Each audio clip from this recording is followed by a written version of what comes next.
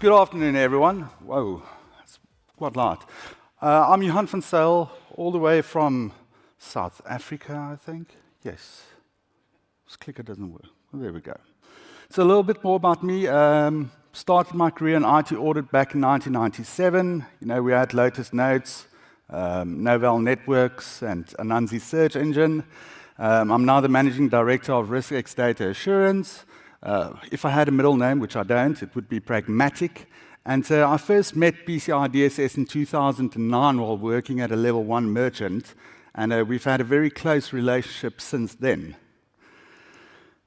A little bit about the company. We're 7 years young. We've got 3 verticals: assurance, advisory, and testing. Not going to go into advisory and testing too much. In assurance, we've got our PCI DSS QSA services, our point-to-point encryption services, and our payment forensics. We've to date performed around 15 full ROC and SAQ assessments against the new standard. Our clients told us, listen here, we want to actually assess against version 4. We didn't advise the clients to cut over to version 4 because they wanted to know about the new requirements and what it entails. So they wanted to see, let's try version 4. The remainder of this presentation is really going to focus on what entities experience and also what QSAs experience, what works and what doesn't work, and then we'll finish with some take-homes. Right, what do entities experience? Concern, uncertainty, panic, and excitement. Most of the entities we've dealt with were really concerned about PCI DSS version 4 because they just became PCI DSS version 3.2.1 compliant, and now this new standard with new requirements got released. Because they didn't understand the intricacies of the change, they were uncertain of the impact of version 4 on their environment.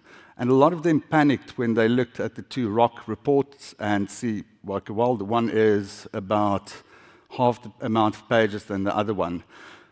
Finally, some of the entities were quite excited about the customized approach, especially our mature clients, because they had the opportunity or have the opportunity to design their own controls to meet the requirement. So let's have a look. What is the immediate difference for entities who wants to assess against version 4?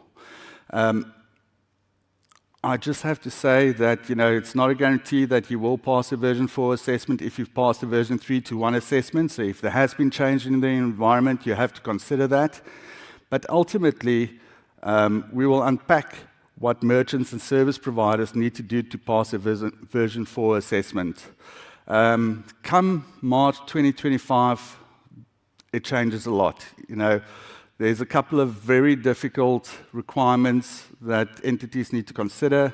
For instance, the prevention of copying cardholder data through remote sessions, the new payment page requirements, we have to ensure the authenticity and the monitoring thereof, application and system account controls, which wasn't really in version 3.2.1, one of which my clients struggle with quite a lot is the multi-factor authentication for all remote access into the CDE environment.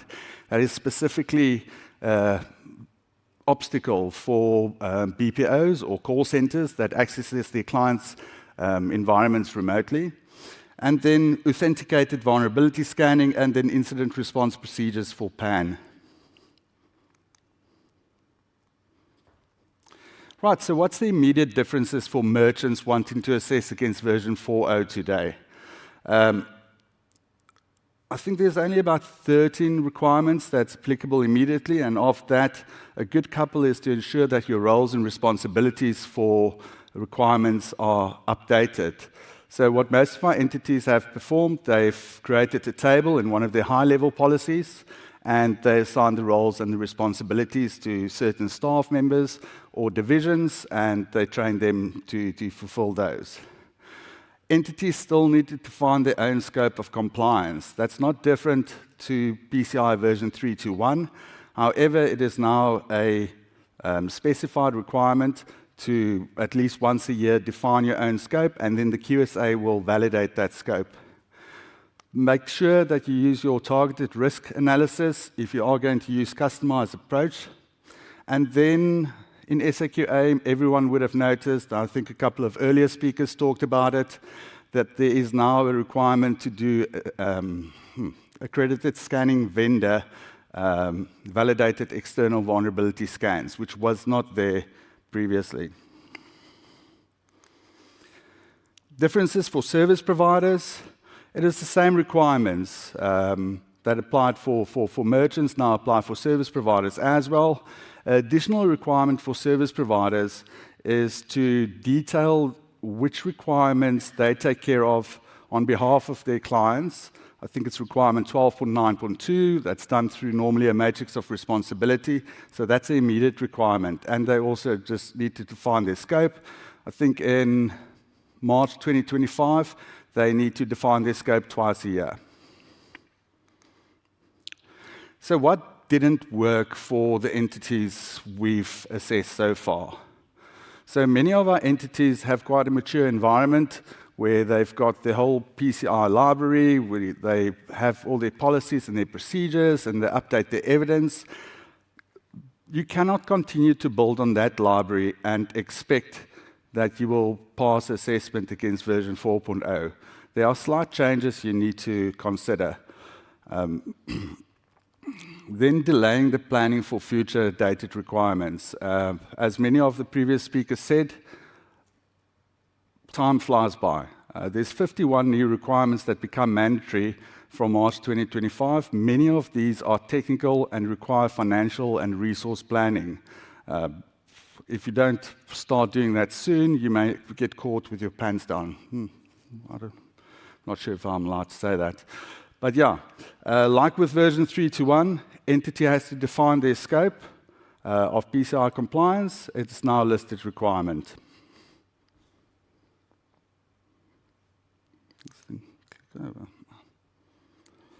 So let's take a look at what our QSAs experience.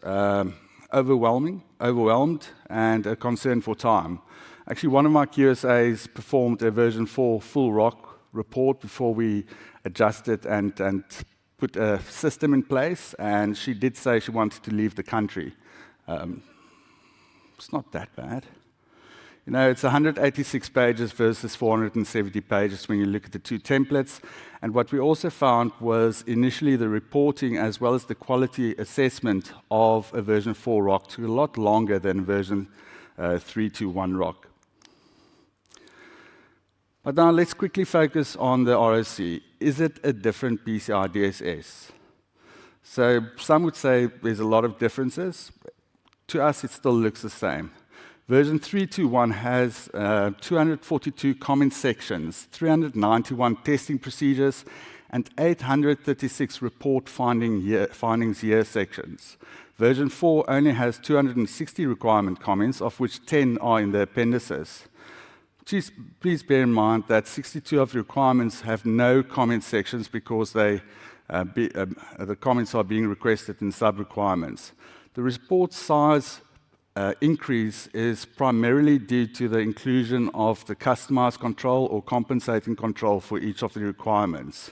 I think in the next slide we'll unpack section 6 a little bit more because that also contributed to the increase in size.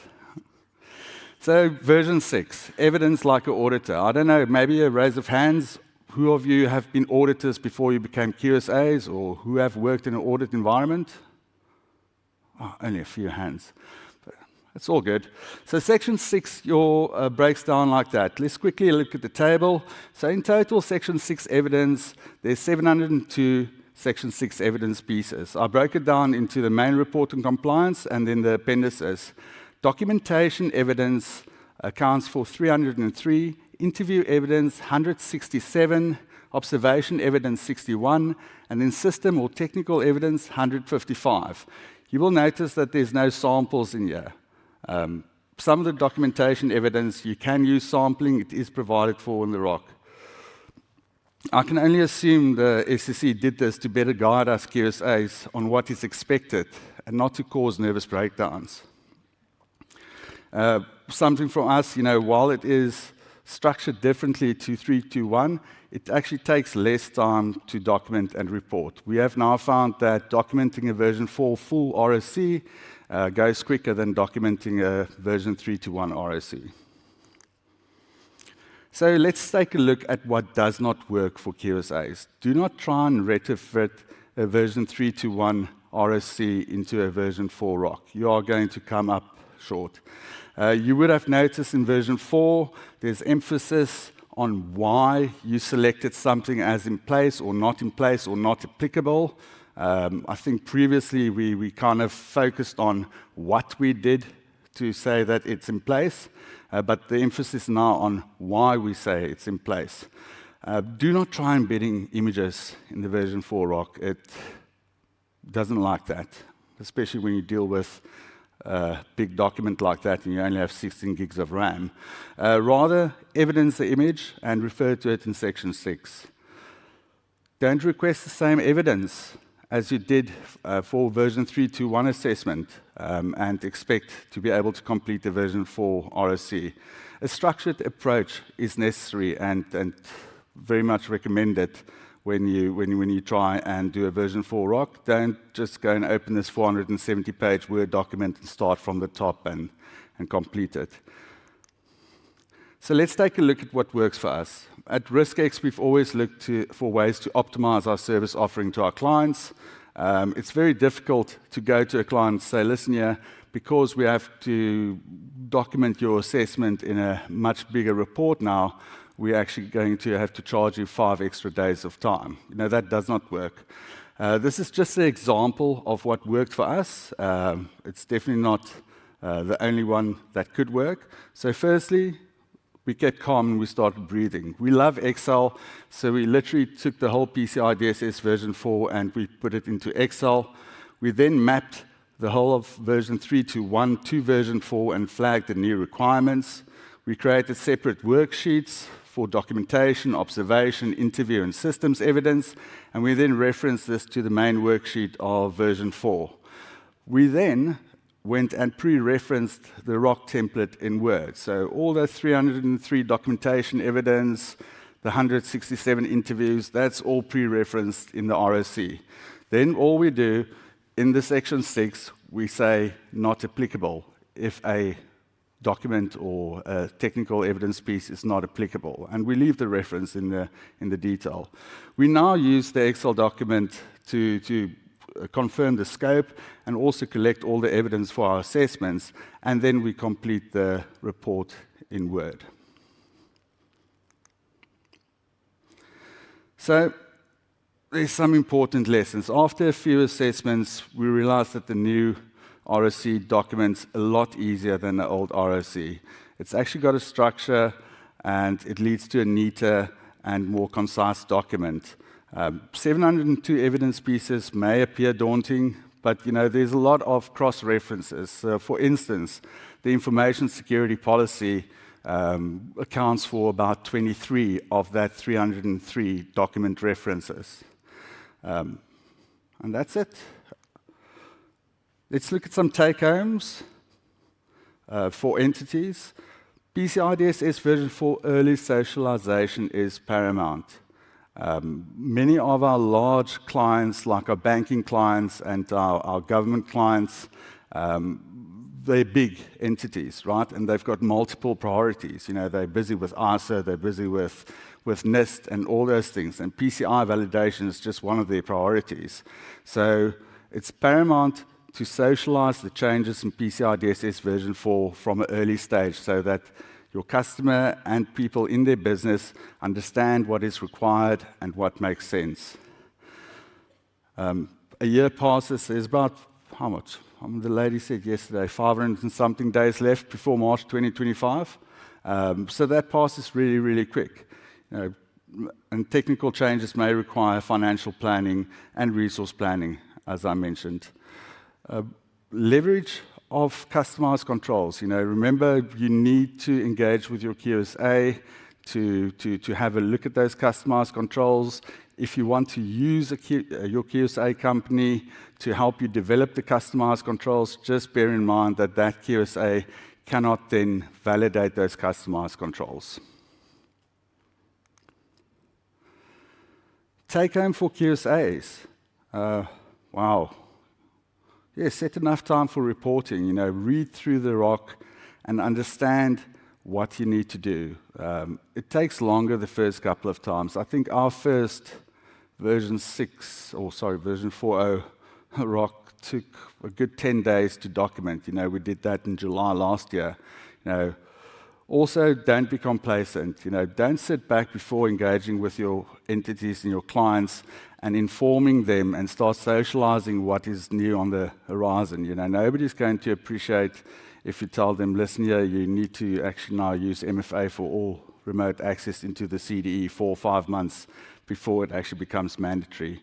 Personally, I was getting a bit tired of version 3.2.1 because I wanted to tell my clients that they need to up their level of security. But I'm very happy that version 4.0 now actually validates that and hopefully will lead to a more modern and secure organization now that we have the backing of the standard to help us advise our clients how to create a more secure posture. And then lastly, enjoy what you're doing. It's still the same PCI with a sprinkle of new. I still have a whole 3 minutes left, but that's fine.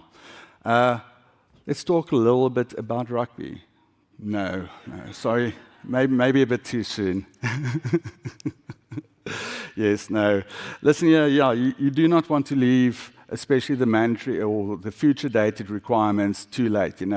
I think it's only South Africa that can come back in the last 10 minutes of a game and win it by 1 point. We've shown that twice now. I hope it doesn't happen again Sunday or Saturday.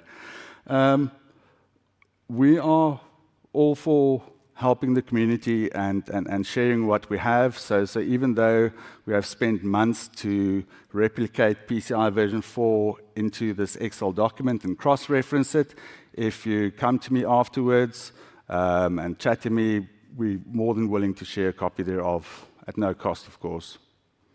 Right? That's it. Thank you.